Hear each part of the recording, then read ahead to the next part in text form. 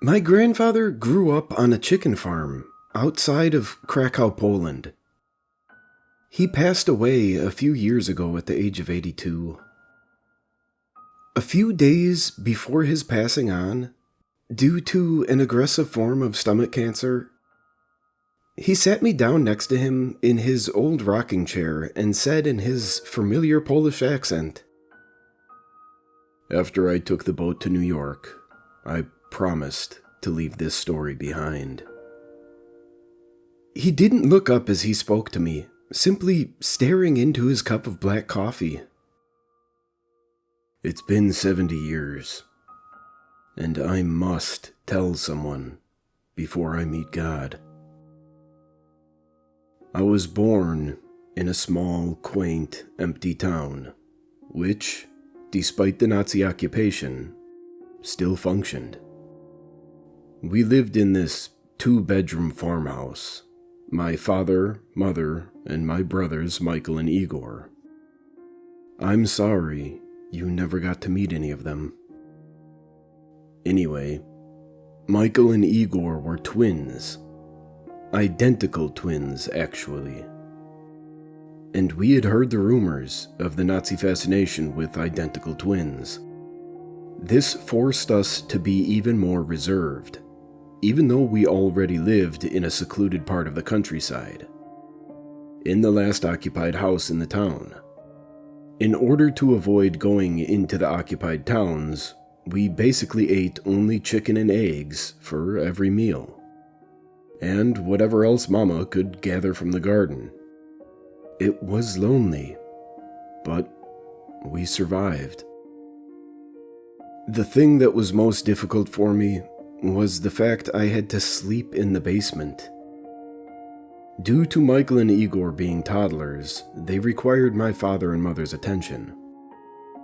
The basement was cold, with only a small window, and the moonlight was the only light I got.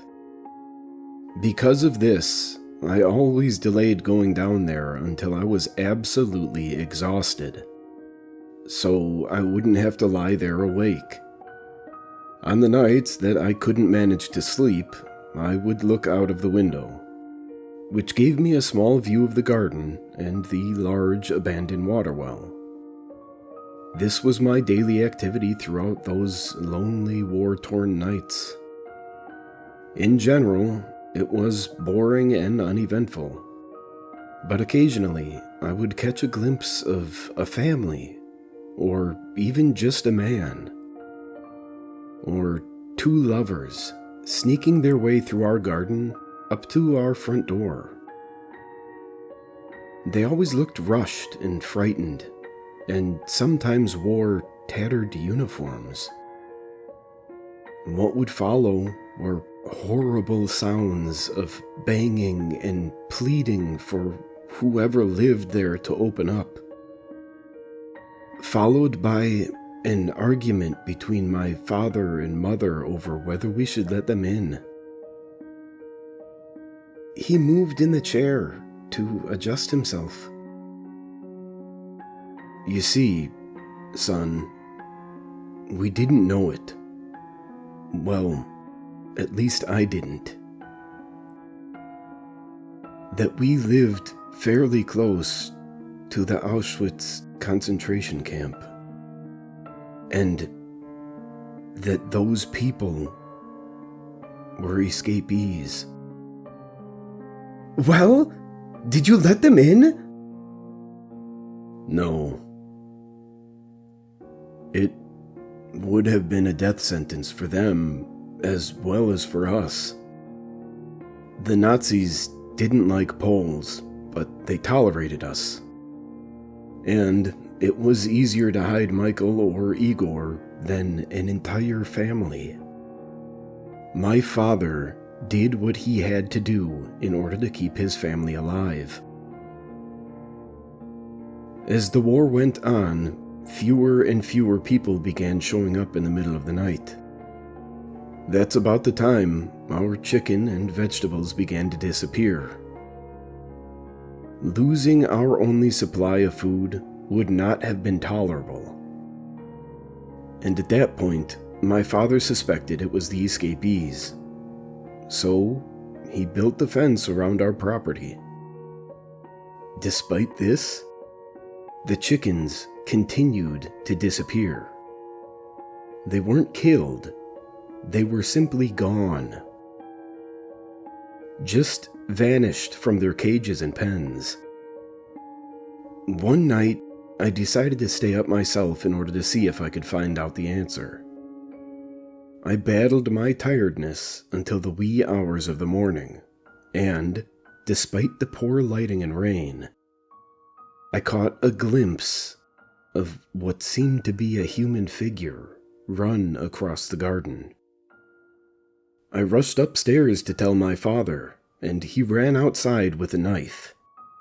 The best home defense weapon we could afford. But we found nothing. No one. The next day, we did find something though. Footprints, leading from the chicken cages to the water well. They were made in the wet mud from the rain, and they were bare feet. No shoes, no socks, just feet. My father had mercy on the man who was trying to find refuge and left him a note, indicating that he had 2 days to leave, and then he would begin to seal the well. I waited impatiently for my grandfather to tell me about the fate of the man. The following night, I got the idea to take a blanket down the well to the man since winter was creeping in.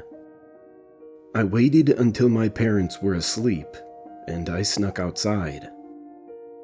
I shouted something friendly down the well, indicating to the poor man that my intentions were benign, and I began my descent, clinging hand and foot to the pegs attached to the stones. As I neared the bottom, I smelled something absolutely horrific, and I pulled my father's flashlight from my pocket to try to shine it on the man. It was then I came to the realization of just how large the well was. Having been used to supply water for the entire town and its families in the past.